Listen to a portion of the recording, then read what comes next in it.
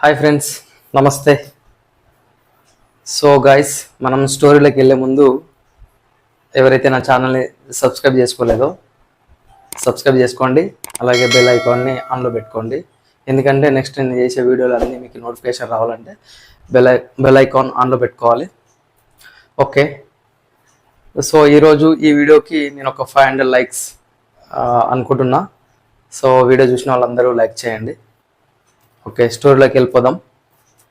So ఈరోజు story ఏంటంటే, కొన్ని సంవత్సరాల కిందట ఒరిస్సా ప్రాంతంలో కరువు సంభవించింటుంది. సో కరువు రావడం వల్ల అక్కడున్న ఎవరైతే గ్రామాల్లో ఉన్నటువంటి జనాలందరూ, సో కర్ణాటక దేశంలో చాలా బాగుంది, అక్కడ కరువు ప్రాంతం ఏం లేదు, మనం జీవించడానికి అనుకూలంగా ఉందని చెప్పి అందరూ వలస వెళ్ళడానికి నిర్ణయం తీసుకుంటారు. సో అట్లా గ్రామాలందరూ ఆ కరువు కాటకాలని తట్టుకోలేక వలస వెళ్ళిపోతుంటారు. సో ఈ ఒడిశా ప్రాంతం నుంచి ఈ కర్ణాటకకి వెళ్ళాలంటే దాదాపు ఒక 1 వీక్ టైం పడుతుంది. అది కూడా అప్పట్లో కాలినడకన వెళ్ళేవాళ్ళు, ఎద్దుల బండి ఉన్నవాళ్ళు ఎద్దుల బండిలో వెళ్ళేవారు. సో అట్లా గ్రామాల యువకులు, స్త్రీలు, వృద్ధులు, మగవాళ్ళు, పిల్లలు అందరూ కాలినడకన వారు వలస వెళ్తూ ఉంటారు. సో ఎవరైతే యూత్ ఉంటారో వాళ్ళందరూ కేరింతలతో, ఆటపాటలతో, ఆడుతూ పాడుతూ సరదాగా అలా గుంపులుగా వలస వెళ్తూ ఉంటారు.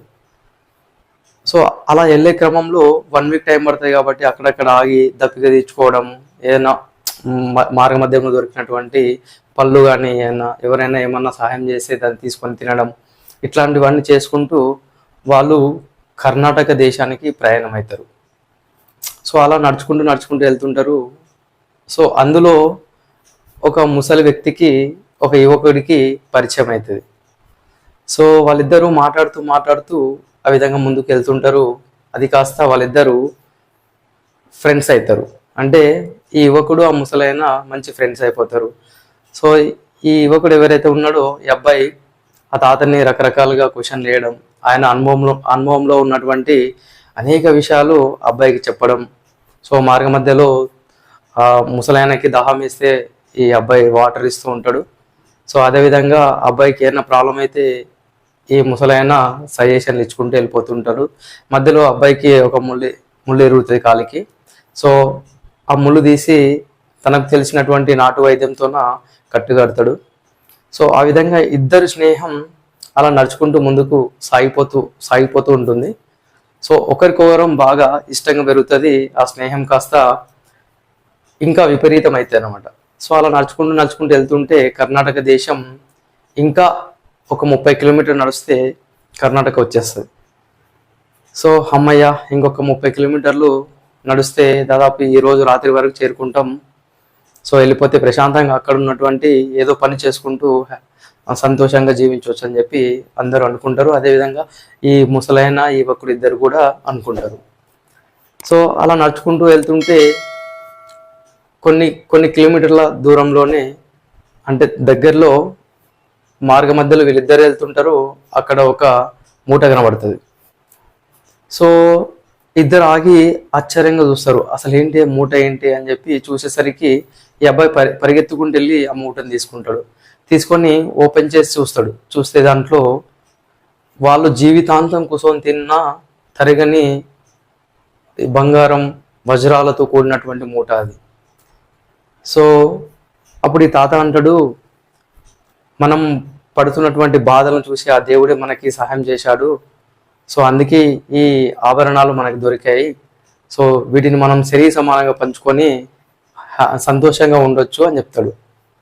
అదేంటి, ఇద్దరం పంచుకోవడం ఏంటి అని చెప్పి యువకుడు అంటాడు. మన ఇద్దరం కదా వెళ్తున్నాం, మన ఇద్దరం కదా చూసాం, అందుకే మన ఇద్దరం పంచుకుందాం అని చెప్పి ముసలాయన అంటాడు. సో యువకుడు అంటాడు, మనం ఏమన్నా దాన్ని సంపాదించామా, లేకుంటే దాన్ని ఏమన్నా మనం కష్టపడి తీసుకొచ్చామా? లేదు కదా, మార్గ మధ్యలో వెళ్తుంటే మనకి కనబడ్డది, అది నాకు కనబడ్డది, నేను తీశాను, ఈ మొత్తం ఆభరణాలు మొత్తం నావే, దీంట్లో నీకు ఒక చిల్లి గవ్వ కూడా రాదు అని చెప్పి మొహం మీదే ముసలాయనకి చెప్పేస్తాడు. అంతవరకు ఉన్న ఇద్దరు కలిసి వచ్చారు.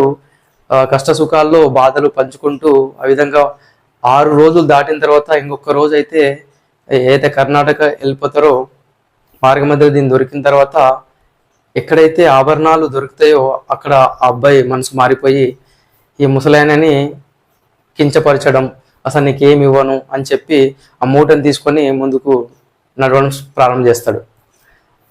సో కొద్ది దూరం నడిచిన తర్వాత ఈ ముసలాయన సరే ఇంకా ఏం చేస్తా, ఇవ్వలేదు అని చెప్పి అబ్బాయి ముందు వెళ్ళిపోతుంటాడు, ఈ ముసలాయన వెనకాల అలా వెళ్ళిపోతూ ఉంటారు. కొద్ది దూరం వెళ్ళిన తర్వాత వెనకాల నుంచి గుర్రాలు నడుస్తాయి, అంటే గుర్రాలు పరిగెడితే ఎట్లాంటి సౌండ్ వస్తుందో అట్లాంటి శబ్దం వినబడుతుంది. ఇద్దరు ఆగి వెనక్కి తిరిగి చూస్తారు. చూస్తే గుర్రం మీద ఆ రాజ్యానికి సంబంధించినటువంటి సైనికులందరూ గుర్రాల మీద వస్తూ ఉంటారు. సో అందులో ఒక సైనికుడు చెప్తాడు, అదిగో దొంగ, ఆ ఆభరణాల మూట ఆయన దగ్గర ఉంది, అతన్ని దొంగ పట్టుకోండి అని చెప్పి గట్టిగా అరుస్తుంటాడు.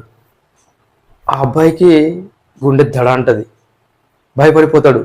అమ్మా, ఈ మూట కోసం ఇంతమంది వస్తున్నారా, వీళ్ళదా, అయ్యో అనవసరంగా నేను తీశానే, అసలు ఈ మూట మనకి భారం అయిపోయింది తాత, అసలు ఈ మూట వల్ల చాలా ప్రాబ్లం అయిపోతుంది మనకి కదా అని అడుగుతాడు ముసలాయన్ని.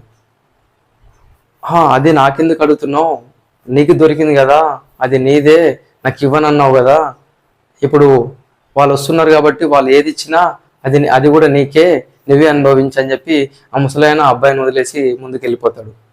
సో అట్లా సైనికులు వచ్చేసి ఈ అబ్బాయిని పట్టుకొని ఆ మూటకు లాగేసుకొని వీడే దొంగ అని చెప్పి వాడిని తీసుకుపోయి జైల్లో పడేస్తారు. సో చూడండి ఎంత చక్కగా ఉంది కథ అంటే, అప్పటి వరకు స్నేహంగా ఉన్నటువంటి ఇద్దరు, ముసలాయన బాగానే ఉన్నాడు, యువకుడు అంటే డబ్బు చూడంగానే, అంటే ఆభరణాలు ఆ నగలు చూడంగానే మనసు మారిపోయింది, అంత స్వార్థంతో మనసు మారిపోయింది. ఆ 6 రోజుల స్నేహాన్ని మర్చిపోయి ఒకేసారి డబ్బు కనిపించేసరికి ఆ ముసలాయన వదిలేసుకొని తను ఒక్కడు వెళ్ళిపోతూ ఉంటాడు. అయినా విధి క్షమించలేదు, ఎమ్మన్నే దానికి తగ్గట్టు ఫలితం చూపించాడు భగవంతుడు. సో అందుకే స్వార్థపరులైనటువంటి ఫ్రెండ్స్ మనకి ఉన్న ఒకటే, లేకున్నా ఒకటే. సో మనకంటూ ఒక 100 మంది ఫ్రెండ్స్ ఉంటే అందులో నిస్వార్థంగా ఉన్నటువంటి స్నేహితులు ఒక్కడున్నా పర్లేదు. సో అందుకే స్వార్థం లేనటువంటి స్నేహం ఏది ఉంటుందో జీవితాంతం కలిసి ఉంటుంది, ఒకరికొకరు చేదోడుగా వాదోడుగా ఉండాలి. సుఖం వచ్చినప్పుడు మీరు వేరే నేను వేరే, కష్టాలు వచ్చినప్పుడు మన అందరం ఒకటి అనే భావన ఉండొద్దు. సుఖాలైనా కష్టాలైనా అందరం కలిసి మనతో పాటు ఎవరైతే చివరి దాకా ఉంటారో వాళ్ళే మన ఫ్రెండ్స్. సో ఫ్రెండ్ అనేవాడు నిస్వార్థంగా ఉండాలి, స్వార్థం లేకుండా ఉండాలి. అటువంటి స్నేహం ఏదైతే ఉందో, నిజం చెప్పాలంటే అటువంటి స్నేహితుడు మనకి ఉండడం మన యొక్క అదృష్టం. అలా ఎవరికైనా మీ స్నేహితుడు ఉంటే మీ అందరూ లక్కీ ఫెలోస్.